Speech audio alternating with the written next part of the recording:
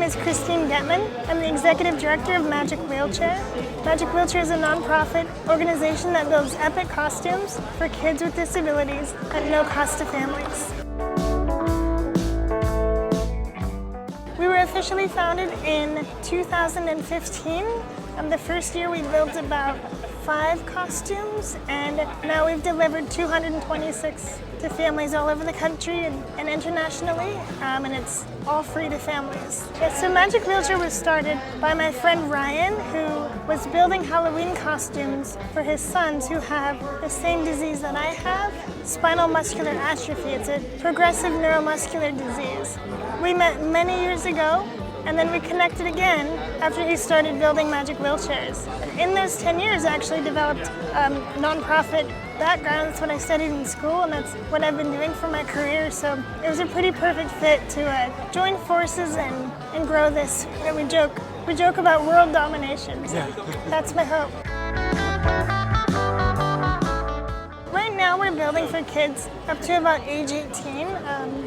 I would like to break the rules soon and start building for adults, but we do have a wait list with kids right now. So once we can get through that, I would like to expand our services to adults, because everyone deserves a chance to self-express and cosplay at Comic-Con and be who they want to be. From every part of the process. Sometimes we will 3D print pieces to help mount the costumes to the wheelchairs. Other times our artists will 3D print just embellishments to add to a princess carriage or buttons. And other times they are entirely 3D printed head to toe. But also the 3D design allows us to scale the costumes to the size of the wheelchair before we start cutting any foam or cutting any plastic. So it lets us make it a really custom, personalized fit for the child. We take into account their mobility issues, if they need to reach their wheels to push their pushchair, if they have use of their hands. We'll even give them like adaptive buttons to shoot Nerf darts or press, sounds and lights. So really they're the bosses, and we just try to give everything that we can to them.